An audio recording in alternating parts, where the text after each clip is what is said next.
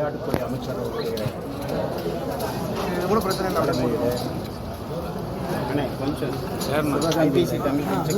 துவக்கப்பட்ட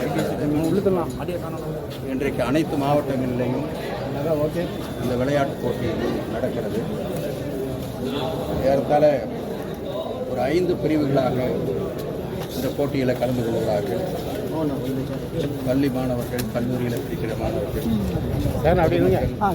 ஊழியர்கள், மாற்றுத்திறனாளிகள், இப்படி 5 வகையான அமைப்புகளிலிருந்து இந்த போட்டிகள் நடத்தப்படுகிறது. ஏறத்தாழ 15 விதமான விளையாட்டுகள் இதில் இடம்பெறுகிறது. தமிழ்நாடு முழுவதும் நாம் பார்த்தால் ஏறத்தாழ வீரர்கள், வீராங்கனைகள் 11,56,566 பேர் பதிவு செய்திருக்கிறார்கள். எனவே இது 24ஆம் தேதி வரை இந்த போட்டி நடத்தப்பட இருக்கிறது. இது அவர்களிடத்தில் மிகப்பெரிய ஒரு வரவேற்பையும் அவர்களுக்கு ஒரு ஊக்கத்தையும் ஏற்படுத்துவதாக அமைந்திருக்கிறது.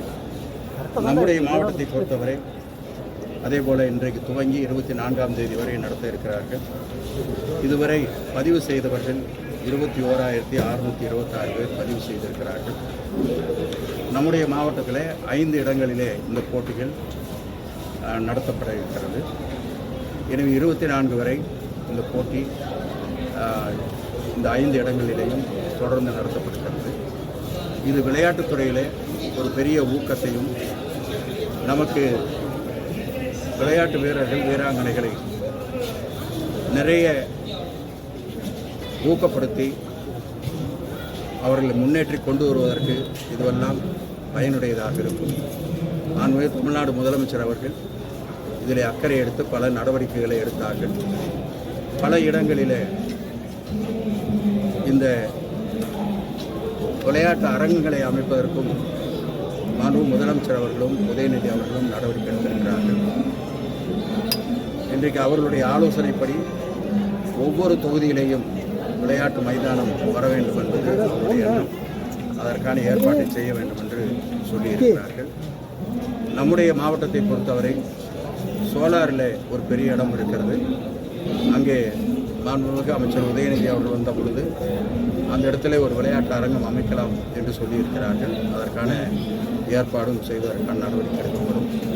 அதேபோல் சிக்கநாயக்கர் கல்லூரி நம்முடைய அரசு கல்லூரியாக கிடைத்த உடனேயே அங்கே ஒரு பெரிய விளையாட்டு அரங்கம் அமைப்பதற்கான ஏற்பாடு செய்யப்பட்டிருக்கிறது.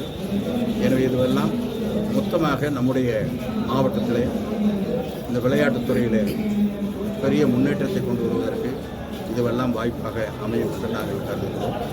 எனவே அந்த வகையில் இன்றைக்கு நம்முடைய ஈரோடு மாவட்டத்திலேயும் மிக சிறப்பாக இதையெல்லாம் செய்து கொண்டிருக்கிறார்கள் என்பதை தெரிவித்துக் கொள்கிறேன். சார், பூரண மதுவிலக்கு கொண்டு வரணும் அப்படின்னு சொல்லி திருமாவளவன் இன்றைக்கி சொல்லியிருக்காரு. அதுக்கான ஒரு மாநாடையும்